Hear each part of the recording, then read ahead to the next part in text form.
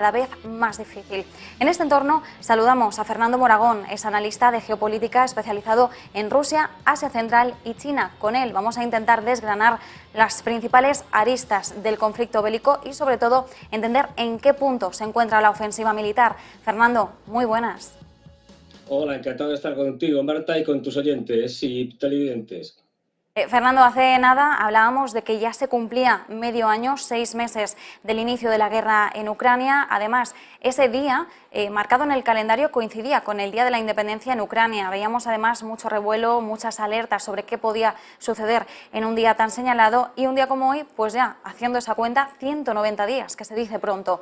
¿En qué punto nos encontramos ahora? Enseguida iremos analizando el resto de variables de la ofensiva, teniendo en cuenta sobre todo el foco energético en el viejo continente, pero si nos centramos estrictamente en el lado de la defensa, del avance militar, ¿en qué punto se encuentra en estos momentos la guerra? Pues mira, para que os hagáis una idea, ahora mismo estamos en una fase, digamos, de transición. Hubo una primera fase que fue cuando los rusos invadieron y que intentaron resolver la situación rápidamente con un ataque, digamos, sorpresa a Kiev, pero eso fue desbaratado. A partir de abril cambiaron de táctica, se retiraron del norte y lo que hicieron fue concentrarse, digamos, en lo que es la zona del Donbass, para recuperar los territorios de las repúblicas autoproclamadas independientes, ¿no? Y consiguieron recuperar todo el territorio de Luhansk y ahora están intentando recuperar el territorio de Donetsk. Y como tú bien señalabas, lo que se ha producido en los últimos días es un contraataque, digamos, de las fuerzas ucranianas en la región fundamentalmente de Gerson.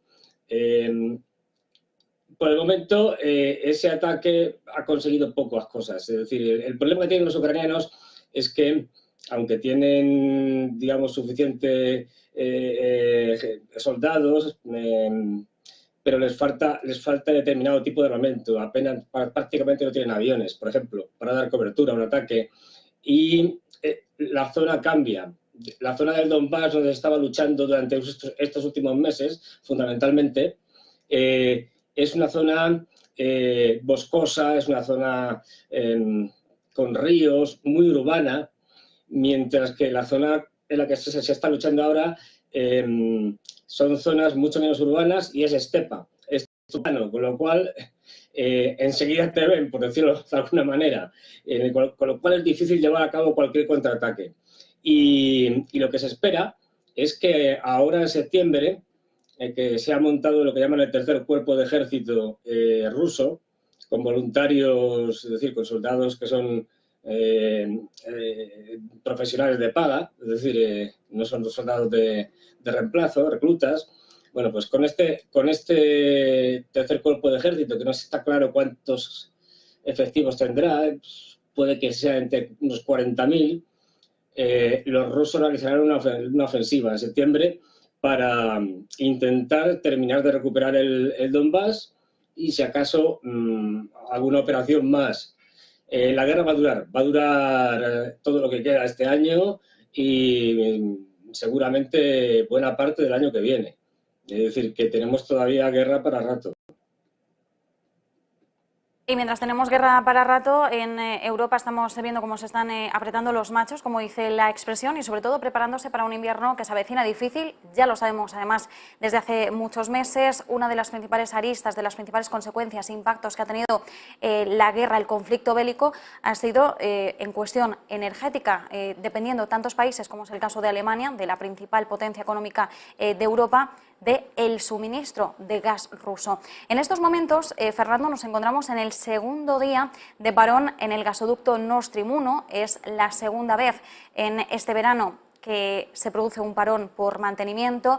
El parón anterior fue a finales de julio, bueno, entre el día 11 y el día 21 teníamos ahí 10 días de bloqueo con motivo de unas revisiones que se hacen todos los años, estacionales, pero que ponían la alarma porque eran muchas las voces que aventuraban que quizás Rusia pudiera utilizar este bloqueo para cortar del todo el suministro. Cuando se puso de nuevo en marcha el gasoducto, veíamos que no lo hacía al 100%. Hemos visto el tira y afloja con Canadá, Alemania, Rusia, Siemens Gamesa y esa turbina que bueno, estaba en el aire, no había claridad en los mensajes de uno y otro bando, y ahora volvemos a tener en este caso 3 días de parón, es decir, mañana debería ser el último día de bloqueo, pero de nuevo los miedos que veíamos en el parón anterior siguen estando allí presentes. El miedo es que Rusia corte por completo el suministro y lo haga además a través de este gasoducto.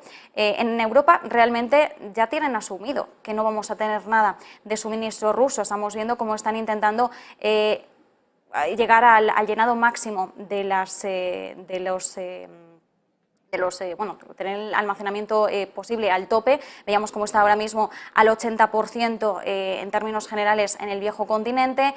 Unos países más avanzados, otros un poco más atrasados, pero parece que vamos a llegar a noviembre con los deberes bastante hechos. Sin embargo, muchos expertos empiezan a apuntar a que aunque Europa llegue al invierno con esa capacidad máxima de llenado, realmente en el mejor de los casos solo tendríamos suministro para entre unos 2 y unos 3 meses. Es decir, aún así seguimos teniendo un invierno que se avecina muy difícil y las sanciones que está implantando Occidente no van a suavizar esta situación ni mucho menos, o al menos eso es lo que conseguimos leer entre líneas. A ver, aquí lo que estás contando es muy interesante y muy importante. ¿Por qué? Porque por un lado estamos viendo que el efecto de unas sanciones económicas de los europeos, de los inútiles de la Unión Europea, porque no tiene otra definición, es decir, que tenían como fin castigar a Rusia, lo que han conseguido es que Rusia no solo no esté castigada por esas sanciones específicas contra el gas, perdón, el gas todavía no lo hemos tocado, contra el carbón y el petróleo,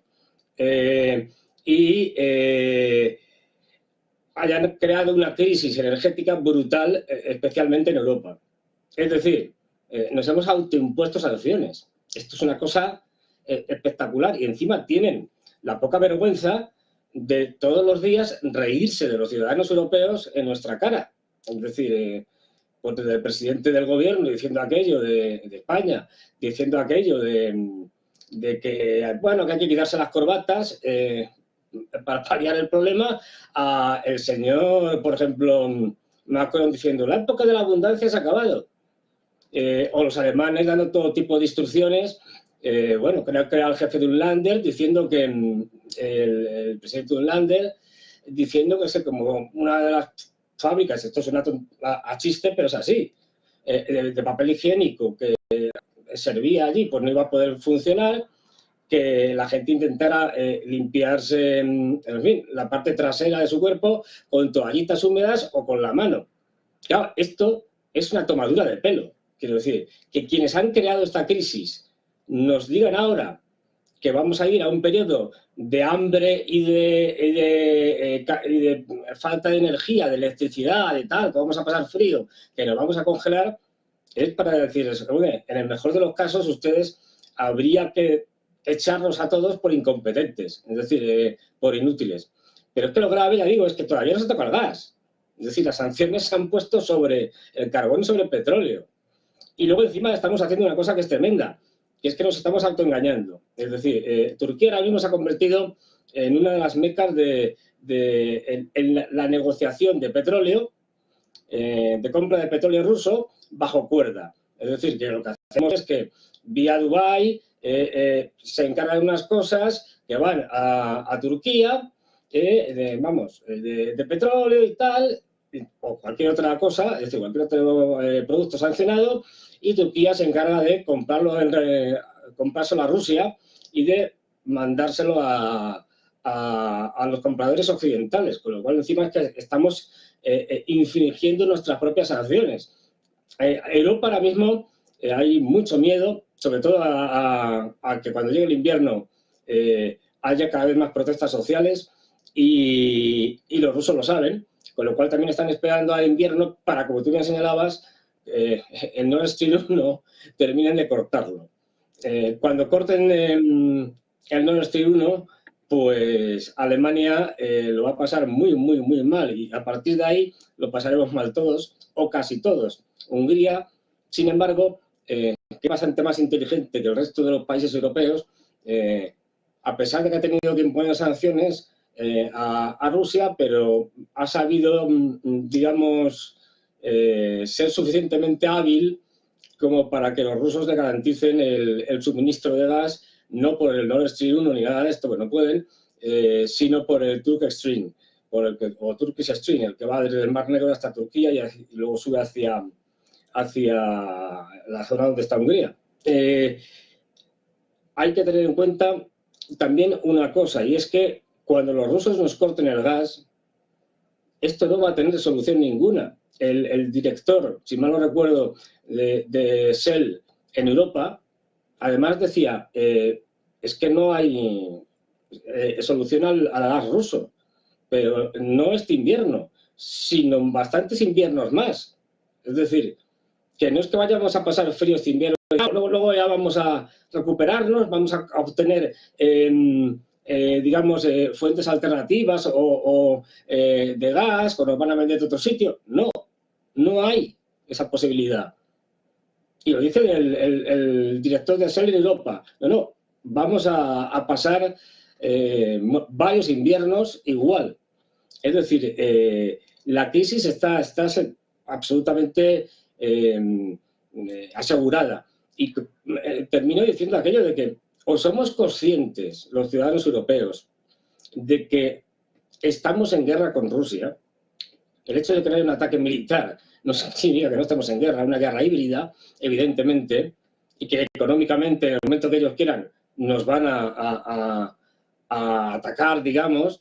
Es decir, o somos conscientes de que esto no es un fenómeno pasajero, sino que, digamos, ya, yo lo he dicho muchas veces, es una guerra mundial, es decir, una guerra mundial híbrida, si se quiere, que estamos viendo que además esto se va a extender a China, es decir, puesto que ya hemos visto todo lo que ha pasado después del famoso viaje de Nancy Pelosi, que el incremento de la tensión ha ido subiendo, y nos damos cuenta de que Estados Unidos va a enfrentarse a China este año o el que viene, militarmente, seguramente por el tema de Taiwán. Es decir, estamos en una guerra mundial, es decir, que ahora la zona militar esté solamente enclavada o la principal en Ucrania, no quiere decir que no haya un enfrentamiento global y un desacoplamiento de la economía occidental por un lado y por otra parte, digamos, ruso-china y el sur global.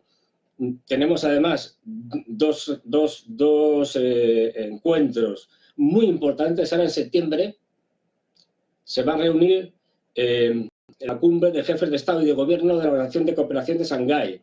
Que ahí va a estar China, ahí va a estar Rusia, ahí va a estar la India, ahí va a estar Pakistán, Asia Central, como países invitados va a estar Arabia Saudí, Egipto, en fin, muchísima gente muy importante y se van a tratar cosas muy importantes, entre ellas las cuestiones energéticas y las cuestiones monetarias, del pago en monedas nacionales, etcétera. Es decir, hay que estar muy atentos porque va a ser una cumbre histórica. Y luego tenemos, no olvidemos, la reunión, digamos, o el encuentro del Partido Comunista Chino, el 20 Congreso del Partido Comunista Chino, en donde se van a decidir muchas cosas, entre ellas la reelección de Xi Jinping para un tercer mandato, y se supone que se empezará a acabar con la política de COVID-0, aparte de otra serie de medidas. Con lo cual, hemos servido un enfrentamiento enorme. En esto, evidentemente, los norteamericanos van a aprovechar para intentar seguir sangrando a Ucrania y a China, es decir, de otra manera. Y no olvidemos que el segundo objetivo de Estados Unidos, después de Rusia, con su guerra por delegación, su guerra proxy, es Alemania y es Europa. Es decir, del desastre de Europa, del caos de Europa al que nos llevan, Estados Unidos va a sacar mucha rentabilidad. Venta de armamento, nos está vendiendo ya todo el gas natural licuado que tienen. Una Europa arruinada podrá ser para ellos un buen sitio para comprar un montón de fábricas y empresas que les interesen, aparte de una mano de obra empobrecida, ideal para Estados Unidos. Es decir, no es que los americanos luchando contra los rusos, están luchando contra los rusos y contra los europeos. Y las élites europeas están siendo globalistas proamericanas. Nos quedamos con ese análisis, con esta frase final. Fernando Moragón, analista de geopolítica especializado en Rusia, Asia Central y China. Muchísimas gracias. Gracias a ti, como siempre.